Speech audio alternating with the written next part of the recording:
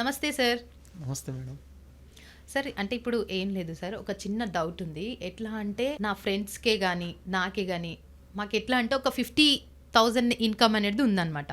So, మాకు ఏంటి అనంటే ఎక్కడ చేస్తే బెటరు అనేది కొంచెం కన్‌ఫ్యూజన్‌లో ఉన్నామన్నమాట.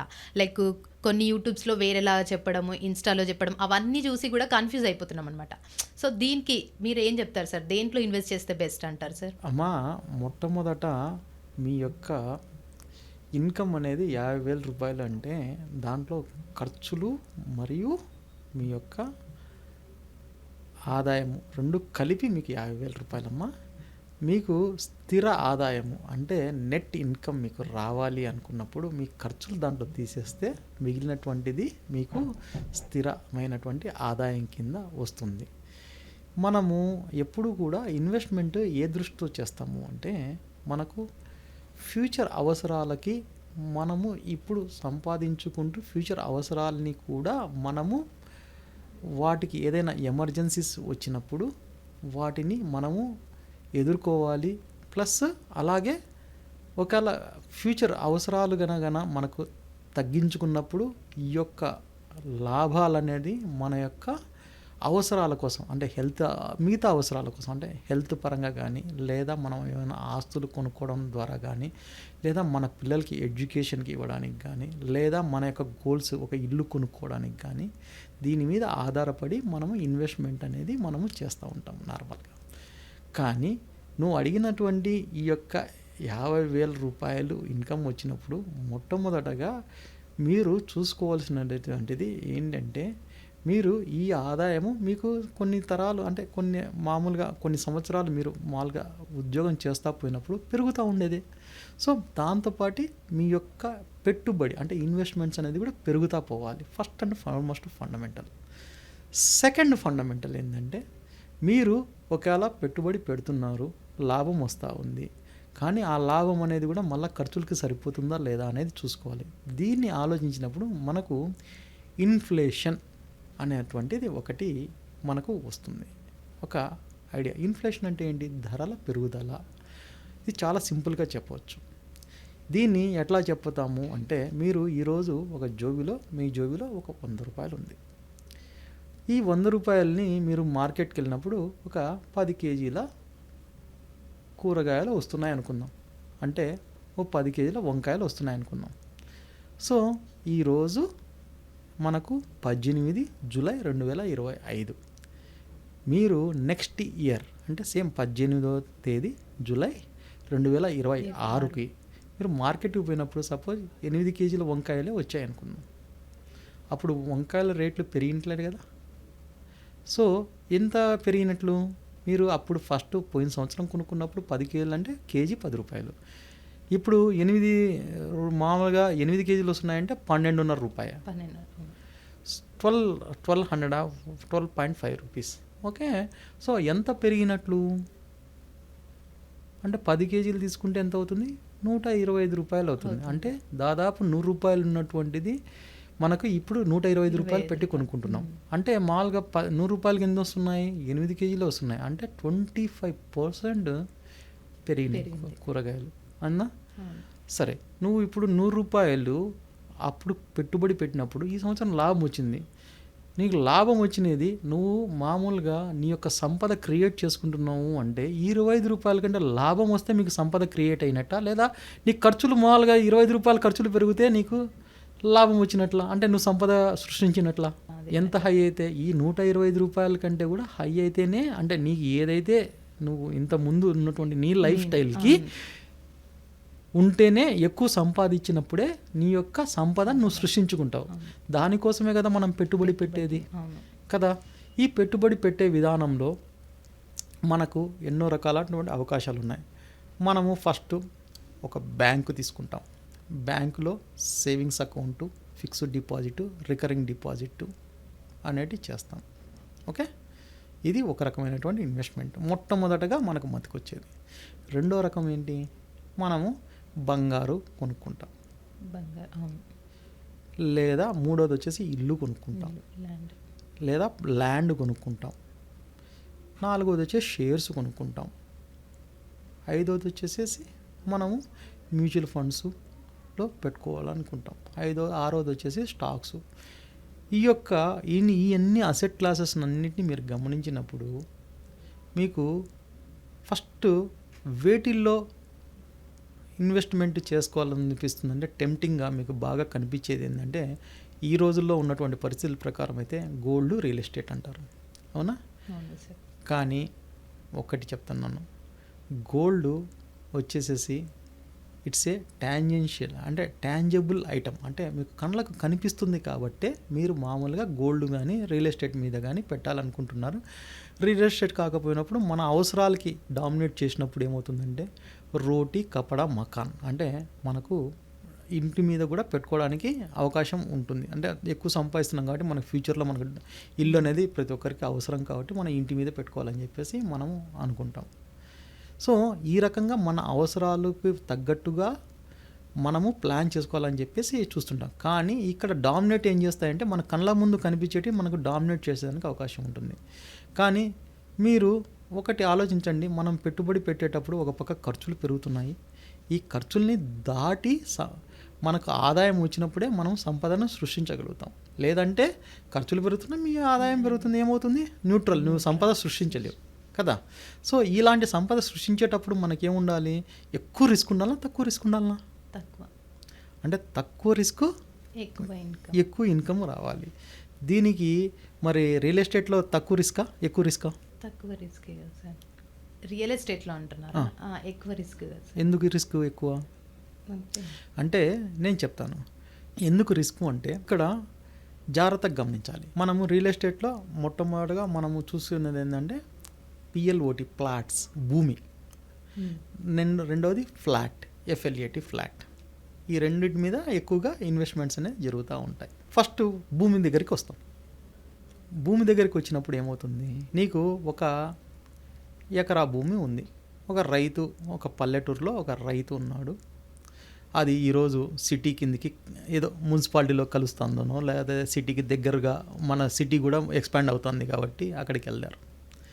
ఫస్ట్ ఫేజ్లో ఇప్పుడు దాన్ని అంతకుముందు గవర్నమెంట్ వాల్యూ ఒక 3 లక్షలు లేదా 4 లక్షలు లేదా 5 లక్షలు తీసుకోండి.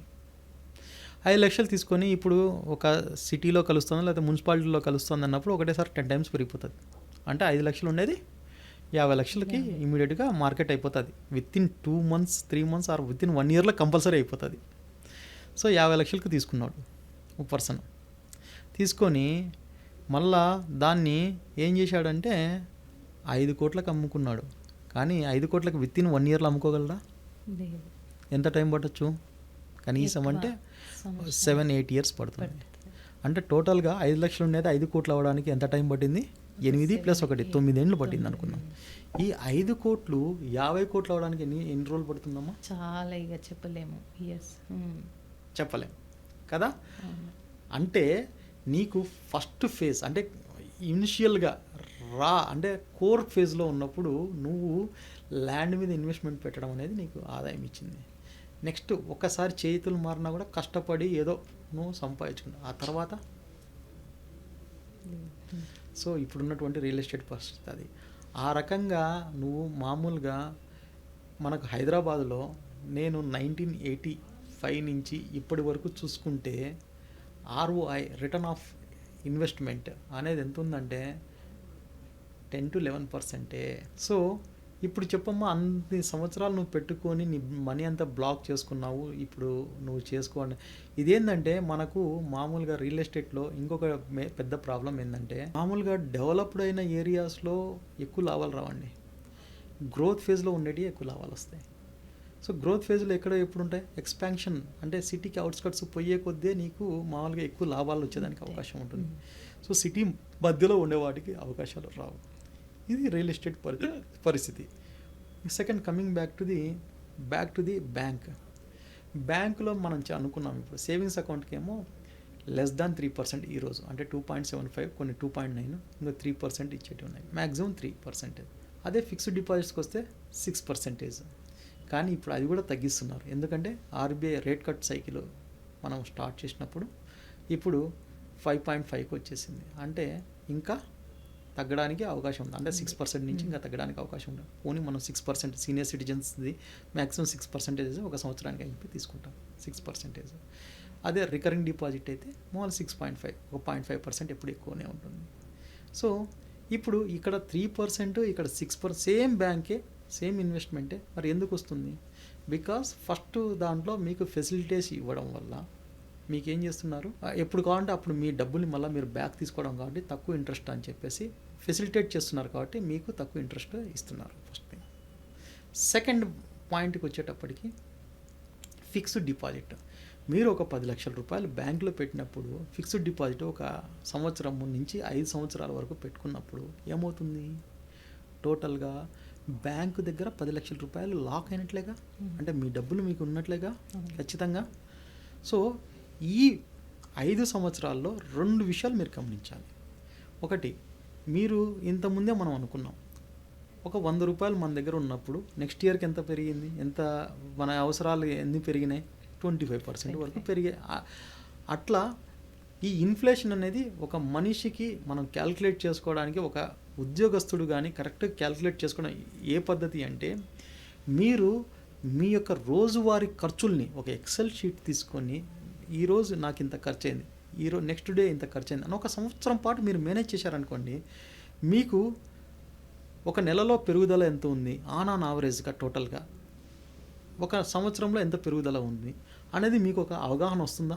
అప్పుడు మీ యొక్క శాలరీస్ మీకు ఎంత పెరగాలని చెప్పేసి మీకు అవగాహన వస్తుందా?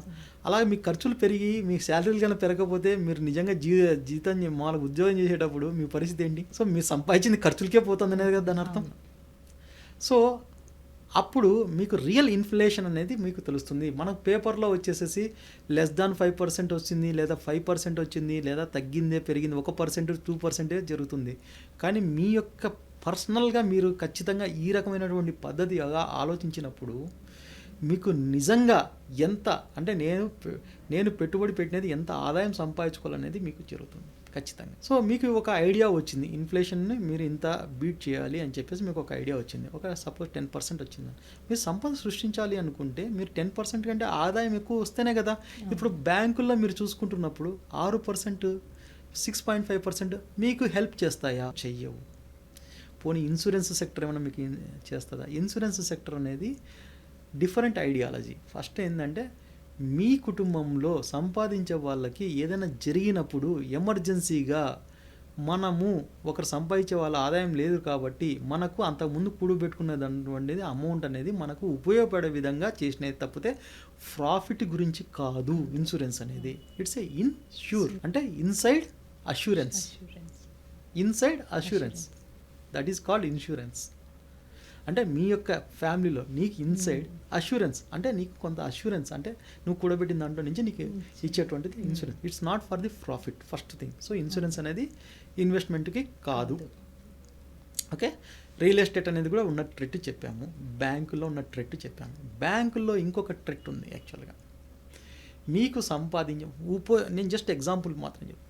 మీరు ఒక 100 రూపాయలు బ్యాంకులో పెట్టినప్పుడు బ్యాంక్ వచ్చేసేసి మొత్తము ఎలా సంపాదిస్తుంది? ఈ 6% అనేది ఎలా సంపాదిస్తుంది అంటే మిగతా వాళ్ళకి లోన్స్ ఇవ్వడం ద్వారా కానీ, తన యొక్క కొంత లోన్ ఇవ్వగా తన యొక్క వచ్చినటువంటి మిగతా డబ్బుల్ని మనము ఇంకో చోట ఇన్వెస్ట్మెంట్ చేయడం ద్వారా కానీ టోటల్గా సంపాదించుకొని వాళ్ళ ఆపరేషన్ ఎక్స్పెండిచర్స్ తీసేసుకొని మిగతా అమౌంట్లో వాళ్ళు ఏదైతే కమిటెడ్గా అంటే commitment they are fixed income. మనకు ఫిక్స్డ్ డిపాజిట్స్ అనేది అందుకే మనం ఫిక్స్డ్ ఇన్కమ్ దానికి తీసేస్తే it's a liability for the bank. Actually interest pay చేయడం అంటే it's a liability for the bank. మనకేమో అసెట్. ఫిక్స్డ్ డిపాజిట్ చేసినప్పుడు ఇంట్రెస్ట్ అనేది మనకు అసెట్, బట్ బ్యాంకులకి liability, fixed liabilities for the bank. So వాళ్ళు ముందుగా క్యాలిక్యులేట్ చేసుకొని వాళ్ళు సంపాదించుకుంటారు. కానీ ఆ రకంగా మామూలుగా మీకు 20 రూపాయల్లో ఏం చేస్తారంటే మామూలుగా ఈ లోన్స్ అనేది ఇస్తారండి. హోమ్ లోన్స్ అని, క్రెడిట్ కార్డ్స్ అని. ఇది ఎగ్జాంపుల్ మాత్రం చెప్తున్నాను. మనకు మామూలుగా ఆటో లోన్స్ అని అంటే వెహికల్ లోన్స్ కానీ, ఎడ్యుకేషన్ లోన్స్ కానీ, మామూలుగా గవర్నమెంట్ లోన్స్ అంటే ఫార్మర్స్కి కానీ మిగతా శ్రామికులకి కానీ అన్యూనైటెడ్ సెక్టర్కి మొత్తం అంతా లోన్స్ ఇవ్వడం కానీ జరుగుతూ ఉంటుంది. వీటిల్లో బాగా లాభం వచ్చేటి 3 సెగ్మెంట్స్. ఫస్ట్ది క్రెడిట్ కార్డ్స్. క్రెడిట్ కార్డ్స్లో ఎంత వస్తుంది? 36%. ఎవరైనా డిఫాల్ట్ అయ్యారంటే ఎంతవరకు పర్సెంటేజ్? 36 వరకు వాళ్ళకి ఇచ్చేయడానికి ఉంటుంది. సో డిఫాల్ట్ రేట్స్ ఎట్లా ఉంటాయంటే దాదాపు 10% ఉంటాయండి. సో 10%లో వీళ్ళు రికవరీ కూడా దాదాపు 7-8% వరకు తెస్తారు. ఒక 2% అనేది పోతూ ఉంటుంది. సో 8%కి 30 అంటే నేను ఈ యొక్క 8%లో 36% అంటే ఏంటంటే 24 పాయింట్ అంటే 2.4% టోటల్గా మీకు స్టడీగా వచ్చేసినట్టే. మీరు ఆ రూ. 20 ₹4 పెట్టుబడి పెడితే 2.4% అనేది మీకు గిట్టుబాటు అవుతుంది. అలాగే హోమ్ లోన్స్ తక్కువ పెడతారు. కానీ హోమ్ లోన్స్లకి ఇప్పుడు ఇచ్చినటువంటి రూ. 20లో సపోజ్ ₹10 వచ్చేసి హోమ్ లోన్స్ పెట్టారనుకోండి, ఒక 20 ఏండ్ల కంటే ఈ ₹10కి నాకు ఇంట్రెస్ట్ నేను గెయిన్ చేసుకుంటా అంటే అది వాళ్ళకి అసెట్ కదా. అంటే 20 ఏండ్లు వాళ్ళది నీ యొక్క బ్యాంకు సేఫ్గా ఉన్నట్టే కదా. సో ఎందుకు నువ్వు బ్యాంకు దగ్గర ఉంటాయి కదా, నువ్వు హోమ్ లోన్స్ పెట్టినప్పుడు నీ యొక్క హౌస్ నువ్వు అంతా లోన్ తీర్చేంత వరకు వాళ్ళ దగ్గర ఉంటాయి కదా. సో ఇట్స్ ఏ సేఫెస్ట్ కదా వాళ్ళకి. అంటే ఆ అమౌంట్ సేఫ్ ప్లస్ 20 ఏండ్లు లాకింగ్ ఉంటుంది, వాళ్ళకి కన్సిస్టెంట్ ఇన్కమ్. ఎడ్యుకేషన్ కూడా 5 years లైక్ దట్. అలాగే వెహికల్ లోన్స్లో డిప్రిషియేషన్ ఉంటుంది, కానీ వాళ్ళకి ఇంకో లాభం వచ్చేది మేజర్గా ఒకటి ఉంది. ఒకటి ఓడీస్, ఓవర్ డ్రాఫ్ట్. రెండోది వచ్చేసి personal loans. Even the personal loans కొంత డేంజర్ అయినా కూడా, కానీ ఈరోజు ఉన్నటువంటి టెక్నాలజీతోటి కానీ, కొంత రేటింగ్ విధానంతో కానీ, కొంత ఈ యొక్క కస్టమర్ సిబిల్ స్కోరు మెథడాలజీతో అయితేనేమి, అంటే డిఫరెంట్ సోర్సెస్ ద్వారా మామూలుగా పర్సనల్ లోన్స్ అనేది కూడా వేగవంతం అయిపోయి మనకు 5% నుంచి 15% వరకు 15% నుంచి 18% వరకు మాత్రమే మాల్గా కలెక్ట్ చేస్తున్నారు. సో ఈ రూ. 20 మీద ఆ రకంగా చూసుకున్నప్పుడు ₹100 ఇన్వెస్ట్మెంట్లో వాళ్ళకి దాదాపు 13.6% వస్తుందండి. అలాగే మిగతా 80 రూపీస్ని తీసుకెళ్ళిపోయి వాళ్ళకి మామూలుగా డెట్ బాండ్స్ మీద కానీ, కమర్షియల్ లోన్స్ మీద కానీ, లేదా కమర్షియల్ బాండ్ పేపర్స్ మీద కానీ, లేదా ఇండస్ట్రియల్ మార్కెటేజెస్ మీద దాదాపు 15 నుంచి 18% వరకు సంపాదిస్తారండి. ఆన్ యావరేజ్ వాళ్ళకి 15 to 16% వస్తుందండి ఒక అంచనా. మళ్ళీ తర్వాత నిమ్స్ అని చెప్పి ఉంటుంది, నెట్ ఇంట్రెస్ట్ మార్జిన్ అని చెప్పేసి. అంటే ఇంకో బ్యాంక్ వచ్చి నా బ్యాంక్ నుంచి నేను తీసుకున్నా అంటే వాళ్ళకి దాదాపు డిఫరెన్స్ ఆఫ్ అమౌంట్ వచ్చేసి డిఫరెంట్ ఆఫ్ ఇంట్రెస్ట్ వచ్చేసి 2 to 3% ఉంటుందండి. సో ఆ రకంగా టోటల్గా బ్యాంక్కి ఈ ₹100 ఎంత వస్తుందంటే దాదాపు 18 నుంచి 20% అండి. సపోజ్ మీరు మ్యాక్సిమం 20% అన్నారనుకోండి, మీరు 10 లక్షల రూపాయలు డిపాజిట్ చేస్తే మీకు ఇచ్చేదేమో ₹60,000, ₹140,000 వాళ్ళు సంపాదించుకుంటున్నారు. బ్యాంక్కి వెళ్తే మీకు కూర్చోడానికి మీకు సీట్ కూడా ఉంటుందండి. సో బ్యాంక్ ఎంప్లాయీస్, బ్యాంక్ వాళ్ళు మాత్రం మంచి ఏసీలో కూర్చొని ఎంజాయ్ చేస్తుంటారు. మనం పెట్టుబడి పెట్టిన వాళ్ళకి చేస్తున్నాం. మన పెట్టుబడిని మనము నమ్మకము అనేటువంటి ఒక ఎమోషన్ ద్వారా బ్యాంకులో మనం లాక్ అయిపోతున్నాం అన్నమాట. సో బ్యాంక్ వచ్చేసి మీ ఇన్ఫ్లేషన్కి ఇప్పుడు ఉపయోగపడుతుందా? మీ యొక్క ధరల పెరుగుదలకి ఉపయోగపడుతుందా? సంపద సృష్టిస్తుందా? సృష్టించదు. కాబట్టి తక్కువ రిస్క్ తోటి ఎక్కువ లాభాలు వచ్చేటువంటిది మీకు మ్యూచువల్ ఫండ్స్. షేర్స్ దగ్గరికి మ్యూచువల్ ఫండ్స్కి ఉన్న డిఫరెన్స్ ఏంటంటే, షేర్స్లో మీరు చాలామంది నేను ఇప్పుడు పెట్టుబడి ఇమీడియట్గా పెట్టేస్తే నేను రేపు పొద్దుటికల్లా నేను ధనవంతుని అవుతాను, మీకు కాల్స్ కూడా వస్తుంటాయి, మీకు చాలా కాల్స్ కూడా వస్తుంటాయి. ఆ రకంగా ఈ యొక్క దాని మీద ఇట్స్ ఆబ్జెక్టివ్ మెథడాలజీ కాదండి, ఇట్స్ సబ్జెక్టివ్ మెథడాలజీ అండి. షేర్స్లో ఇన్వెస్ట్మెంట్ అంటే మీకు నాలెడ్జ్ ఉన్నప్పుడు, మీరు ఖచ్చితంగా మీ యొక్క మనీని సద్వినియోగపరచుకోవాలి అనుకున్నప్పుడు స్టాక్స్లో ఇన్వెస్ట్మెంట్, దాని మీద నాలెడ్జ్ అంటే మీరు ఎట్లయితే 1వ తరగతి నుంచి 10వ తరగతి వరకు ఎట్లయితే సిస్టమేటిక్గా చదువుకొని పాస్ అయిపోయి మీరు ఒక క్వాలిఫైడ్ స్టూడెంట్గా మీరు ఎప్పుడైతే ఎలా ఎదుగుతారో, అలాగే స్టాక్స్లో కూడా మీరు దానికి సంబంధించిన సబ్జెక్ట్ నాలెడ్జ్ నేర్చుకున్న తర్వాతే మీరు ఇన్వెస్ట్మెంట్ చేసినప్పుడు మాత్రమే మీరు సంపాదించగలుగుతారు, లేదంటే మీరు సంపాదించలేదు. ఆ రకంగా చూసుకుంటున్నప్పుడు చాలా స్టాక్స్లో ఈ ఫ్యూచర్స్ అండ్ ఆప్షన్స్ సెగ్మెంట్లో 192 మంది లాస్ అవుతున్నారని చెప్పేసి గవర్నమెంట్ సెబీ తరపున వచ్చేటువంటి స్టాట్స్లోనే మనకు అర్థమవుతా ఉంది. సో అలా కాకుండా 192 మంది లాభపడేటువంటిది తక్కువ రిస్క్ తోటి ఎక్కువ లాభం వచ్చేసి ఎందుకు అంటే మ్యూచువల్ ఫండ్స్. ఈ మ్యూచువల్ ఫండ్స్లో ఉన్నటువంటి అడ్వాంటేజెస్ చాలా ఉన్నాయండి. 1 by 1 నేను చెప్తాను. సపోజ్ మీరు ఒక స్టాక్ని ₹1000కి ఉంటుంది. ₹1000 మీరు కొనుక్కోవాలంటే మినిమం ఎంత పెట్టాలి? ₹1000 అనేది మీరు ఇన్వెస్ట్మెంట్ చేయాల్సిందే. కానీ మ్యూచువల్ ఫండ్స్లో మామూలుగా మీరు ఒక 500 రూపాయలు పెట్టడం ద్వారా కానీ మీరు ఆ యొక్క స్టాక్లో భాగస్వామ్యం కావచ్చు. ఆ స్టాక్లో మీరు కొంటూ భాగస్వామ్యం అవుతున్నారు అంటే ఆ కంపెనీలో మీరు భాగస్వామ్యం అవుతున్నట్టు లెక్క. కంపెనీలో భాగస్వామ్యం అవుతున్నట్టు లెక్క అన్నప్పుడు ఏమవుతుందంటే కంపెనీస్కి వచ్చే ప్రాఫిట్స్లో కూడా మీరు భాగస్వామ్యం అవుతున్నారు. అలాగే కంపెనీ యొక్క మామూలుగా ట్యాక్సేషన్ ద్వారా దేశానికి ఉపయోగపడుతున్నారు. సో దేశం యొక్క ఆర్థిక పరిస్థితి మెరుగవడానికి ఉపయోగపడుతున్నారు. కాబట్టి మీ దగ్గర సపోజ్ 10 లక్షల రూపాయలు మీ ఇంట్లో బ్యాంకులో మీ ఇంట్లో క్యాష్ పెట్టెలో ఉన్నాయనుకోండి, లాకర్లో ఉన్నాయనుకోండి, మీ ఇంట్లో ఉన్నటువంటి సేఫ్టీ లాకర్లో ఉన్నాయనుకోండి, ఈజ్ ఇట్ కౌంటబుల్? నో. ఎప్పుడైతే మీరు మార్కెట్లో పెట్టినప్పుడు మన యొక్క దేశం యొక్క ఆర్థిక స్థితి అనేది ఎప్పుడు క్యాలిక్యులేట్ చేస్తారు? మన యొక్క ట్రాన్సాక్షన్స్ ఏదైతే చేస్తున్నామో అవి రికార్డెడ్ అయినప్పుడు. సో మ్యూచువల్ ఫండ్స్లో కానీ బ్యాంకింగ్లో సెక్టర్స్లో కానీ నీకు ఏదైనా ఇన్వెస్ట్మెంట్స్ చేస్తున్నప్పుడు ఈ యొక్క దేశంలో ఇంత సంపద ఉంది అని చెప్పేసి మనం అఫీషియల్గా డిక్లేర్ చేయడానికి అవకాశం ఉంటుంది. సో ఆ రకంగా మీరు మామూలుగా మ్యూచువల్ ఫండ్స్లో ఇన్వెస్ట్మెంట్ అనేది చేస్తున్నప్పుడు ఒక రికార్డెడ్గా మీరు ఉన్నప్పుడు మీరు ట్యాక్సేషన్ కూడా తక్కువ తీసుకోవడానికి అవకాశం ఉంటుంది. అలాగే మీరు చేసేటువంటి ఈ యొక్క ఇన్వెస్ట్మెంట్ అనేది దేశం యొక్క ప్రగతికి ఉపయోగపడేదానికి అవకాశం ఉంటుంది. అలాగే మీరు సంపాదించినటువంటి అంటే కంపెనీస్ యొక్క లాభంలో మీరు వాటా తీసుకొని మీకు అది తీసుకోవడానికి అవకాశం ఉంటుంది. ఇవన్నీ చేస్తూ కూడా మీకు తక్కువ రిస్క్ అని ఎందుకు అంటున్నామంటే ఈ యొక్క పెట్టుబడులు అనేది సపోజ్ నేను 500 రూపాయల నుంచి మొత్తము 10 మంది దగ్గర కాకపోతే ఒక 1000 మంది దగ్గర కలెక్ట్ చేసుకుంటాను. అప్పుడు ఏమవుతుంది, మొత్తం 500 రూపాయలు వచ్చేసి 1000 మంది దగ్గర నేను కలెక్ట్ చేసుకుంటున్నానంటే ఎంత అయినట్లు? దాదాపు 5 లక్షల రూపాయలు అయినట్లు. 5 లక్షల రూపాయలకి ఇప్పుడు నాకు ఎన్ని షేర్లు వస్తాయి? ఒక షేర్ వచ్చి 1000 రూపాయలు అనుకున్నప్పుడు నాకు ఎన్ని షేర్లు వస్తాయి? దాదాపు 500 షేర్లు వస్తాయి. సో ఈ యొక్క 1000 మందికి కూడా దాంట్లో భాగం ఉన్నట్లే కదా, 0.001. ఆ రకంగా చూసుకుంటున్నప్పుడు దాదాపు ఒక మ్యూచువల్ ఫండ్ అనేది 60 నుంచి 70 కంపెనీలలో ఇన్వెస్ట్మెంట్ చేస్తూ పోతా ఉన్నప్పుడు మీరు ఆ కంపెనీలన్నింటికీ మీరు ఓనర్ అయినట్టేగా. సో ఈ రకంగా మీరు లాభాలన్నీ తీసుకుంటూ దేశానికి ఉపయోగపడే విధంగా తక్కువ రిస్క్ తోటి మీరు ముందుకు వెళ్ళడానికి అవకాశం ఉంటుంది. కాబట్టి మనం మ్యూచువల్ ఫండ్స్ అనేది చాలా మనకు ఆరోగ్యకరమైనటువంటి పెట్టుబడి విధానం అని చెప్పి నేను చెప్పడానికి. సో చూసారు కదండి, చాలామందికి అంటే యూత్కే కానీ ఎవరికైనా కానీ ఇన్వెస్ట్మెంట్ చేయాలి అని అంటే లైక్ దేంట్లో చేయాలి అని చెప్పేసి కన్ఫ్యూజన్లో ఉంటారు. ఇఫ్ చేస్తే ఎలాంటి జాగ్రత్తలు తీసుకోవాలని చెప్పేసి అయితే సార్ అయితే చాలా చక్కగా వివరించి చెప్పారు. Thank you sir. నమస్కారం.